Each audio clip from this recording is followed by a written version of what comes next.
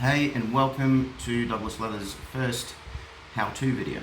We've got our sun brown here with the brass off. So I'm going to show you how to basically just polish your brass and then refit those fittings onto your sun brown.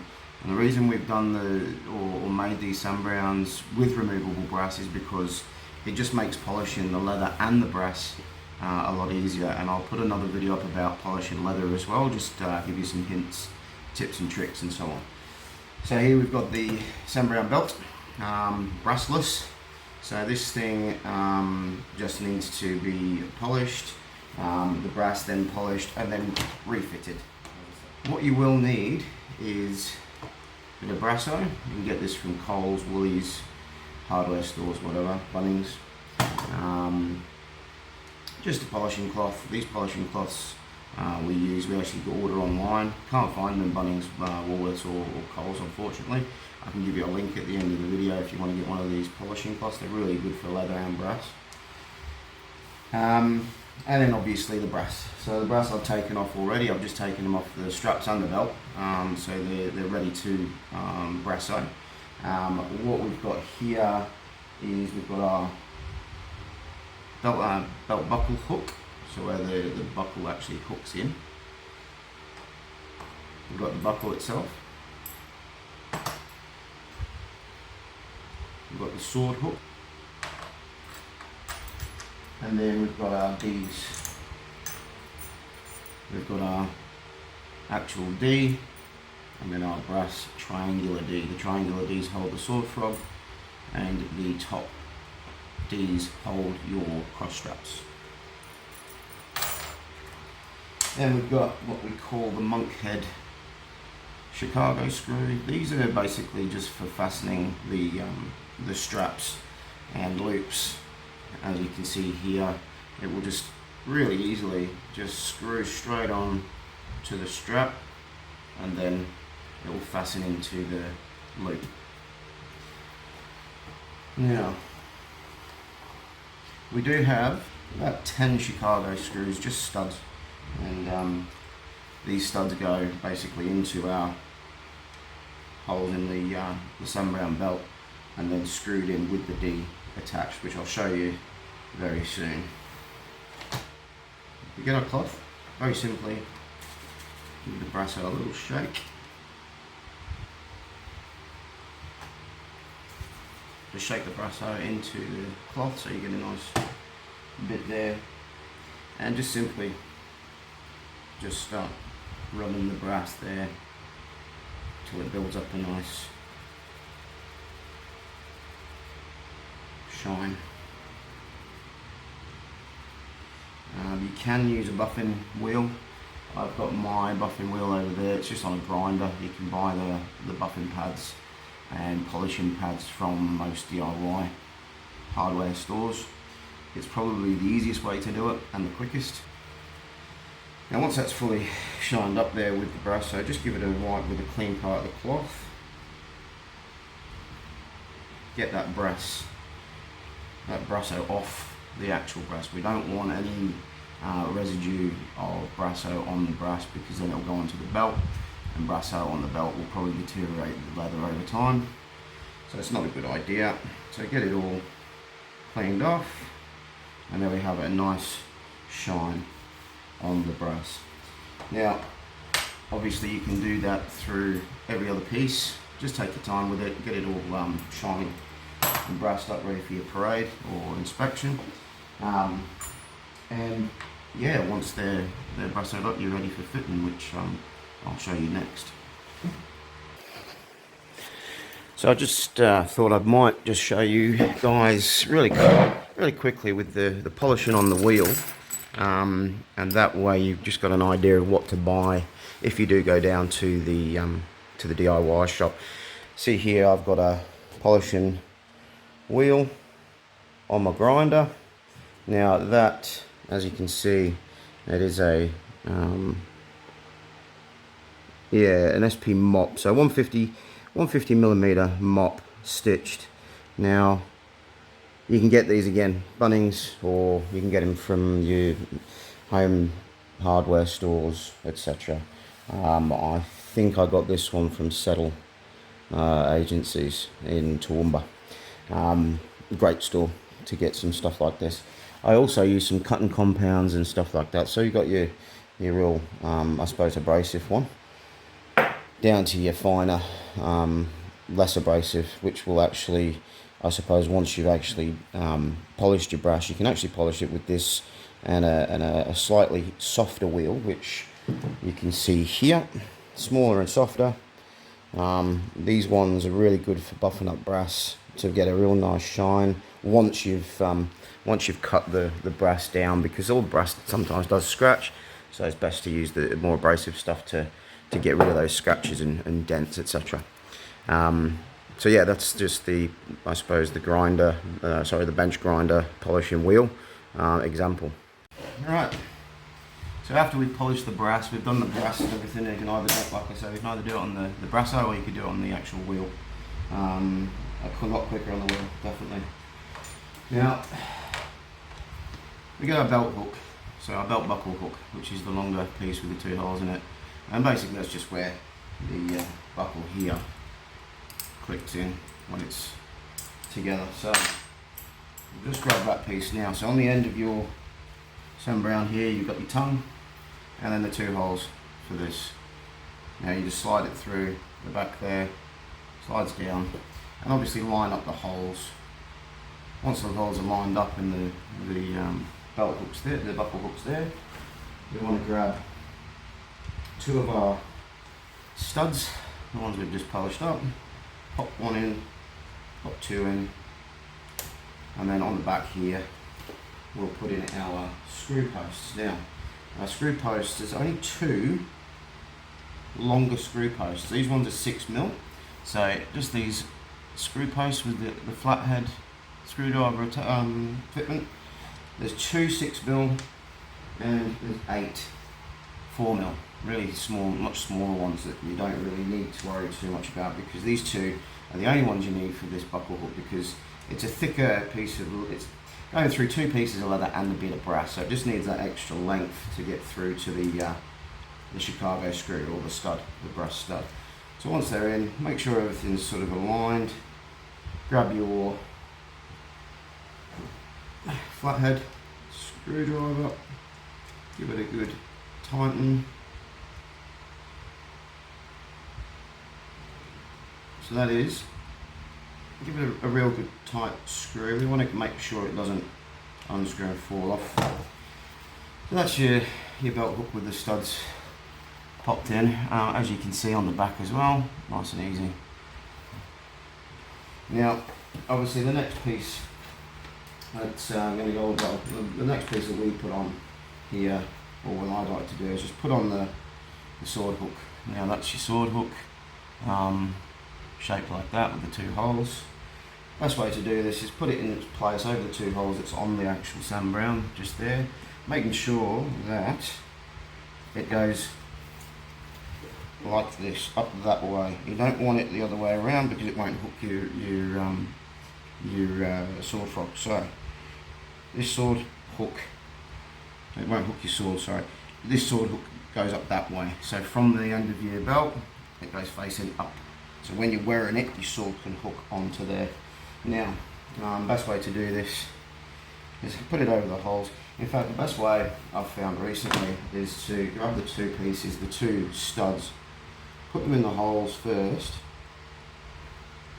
A little bit tricky on the underneath of the sword hook there, because it's trying to get in. I've got fat fingers too, so it doesn't really help. So we've got the two screws in there ready to go. We'll carefully place over the holes, so we'll click in, just trust it not working while I'm on video. Here we go. There we go. So, got those 2. I like to put my 2 fingers over them to hold them while I turn it upside down.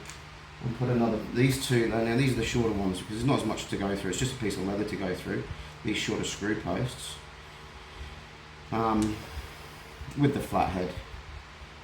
Attach the fitment, so Put one in.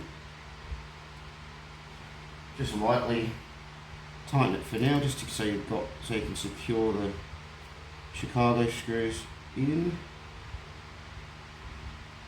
and then give it a, once they're in, give it a good tighten.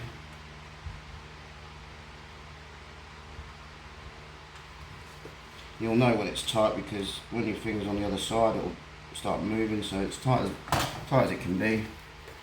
So there you have your sword hook on attached. And also make sure that your keeper for your belt, when it comes around, doesn't go behind or in front of the sword hook. You want it behind here, so it needs to sit there. So when you put your sword hook on, just remember, push this up a bit before you put this on. So now we've got the D's to put on. Now the D's, the actual D's go on the top. The triangular D's go on the bottom. Obviously your sword frog is going to be hanging down the side here, and the triangular D's are for that. So we'll just make sure you don't put them on the wrong way around. It will look a little bit silly, but very simply, get the D, slide it over the leather loop, put it tight, loop goes over the back there, marries up with the hole, and then just put your Chicago screw in, just like you did before with the other ones. So nice and simple, really. So I'm just sort of boring you putting all four on. I'll just pause it and come back. So here we go. You got the two D's at the top, and you got the two triangular D's at the bottom. Now make sure those triangular D's, the narrowest part is facing inwards on both sides, so they're just a bit more symmetrical, look better. I've found a lot of Sam Brownes from other stores are completely gobbly. Like sometimes that one will be around the other way, and this will be this way. I just like the symmetrical side of things. A bit OCD, I suppose. So all we've got to do now is get this monkhead screw in. Now again, monkhead screw, that easy really. I'll just grab a longer screw, because these ones do require, now there will be a longer screw in your set, and it'll look a bit like this. It'll be sometimes a flat head, real flat, thin but longer post. So they are around about 6 mil. They're the only ones that can actually go through the leather. As you can see, put it through the back. It's poking out there, and it is the only sort of size. Any shorter and it gets very tricky to screw this on. Now you can finger tight this, it's up to you. Sometimes I just put in a screwdriver there, hold it and turn it with this. Make sure it's a little bit tighter, just so it doesn't fall off. We do sell spare brass parts on the site, so a full kit bag of brass bits, I suppose you can say, all the little studs and monkhead screws. So if you do lose them, no, don't fear, just give us a call and we'll sell these as well. So anything you do lose, it's not a big deal. We can get it to you pretty quickly. As you can see now, everything's screwed in, and this is why we've made the removable brass. I think we just thought it was a great idea because just easier for you guys to polish your leather and then polish your brass without getting brasso on your leather and deteriorating it and ruining it. It's a lot of people as well doing it under a wheel will just scuff the leather and make it look shocking. So it really does keep your brass and your leather intact. Now there's another piece here that you will get stuck with this a little bit. Now this is your buckle end. This buckle end goes into one of the cross straps, and the cross strap then, obviously this is when this goes in. I'll show you in a minute once it's all together, but make sure these two keepers, these two here, are still on there, because they will slide off. You know, they can, if you turn it upside down, just put it to the side, keep it sort of on a flat level so you're not going to lose those keepers. Again, we can do keepers, but you shouldn't really need to worry, because these, like I say, if you look after it and put it aside, you won't lose those pieces. Now, this is your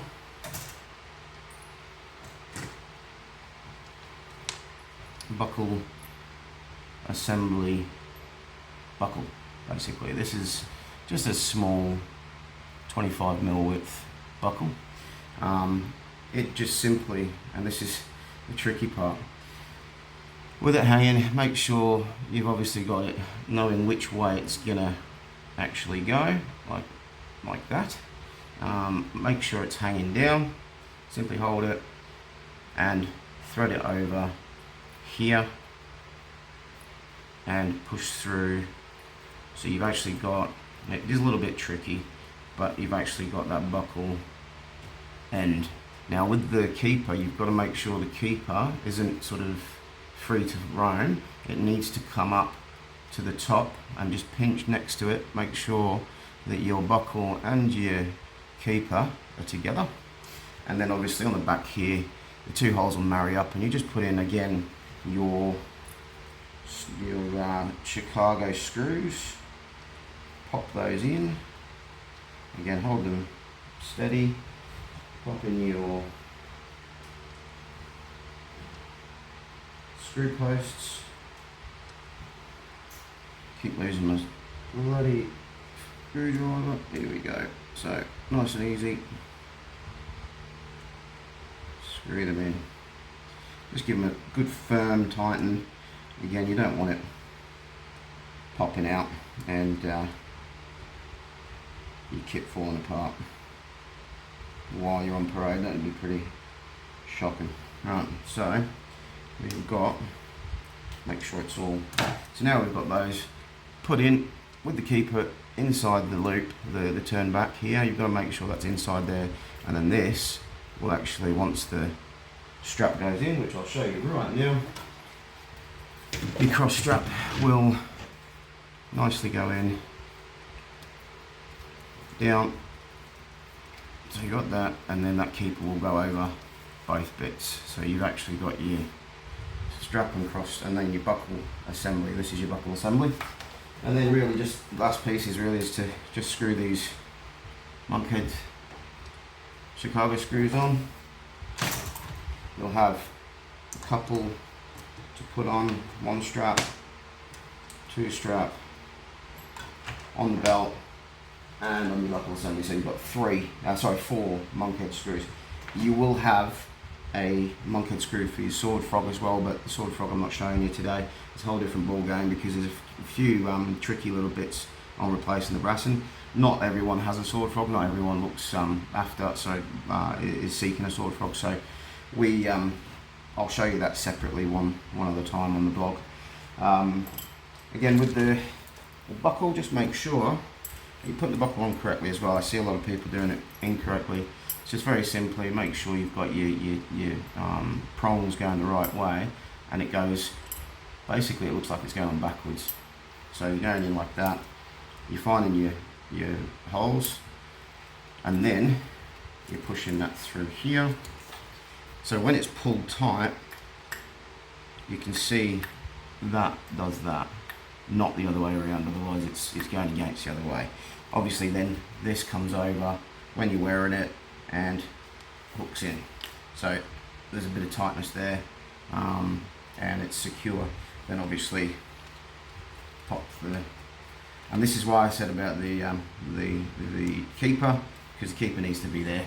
Obviously if it's down here, it's just going to be loose and not really doing its job. But anyway, so I'll just get this off. That is your removable brass and brown and a quick polish guide. Sorry it's pretty rough, sorry the state of my workshop behind me. It's very busy at the moment, thanks to all that's ordering, and keep posted for the next blog video, which will be leather polishing, so getting that mirror finish polish. Obviously I'll show you as much as I can without giving away too many secrets, otherwise no one's going to send me anything to polish. But I will definitely give you some hints and tips to keep your polished or mirror finish polish sand brown up to speed and up to spec, and basically looking after it so it lasts you. Anyway, thanks for watching.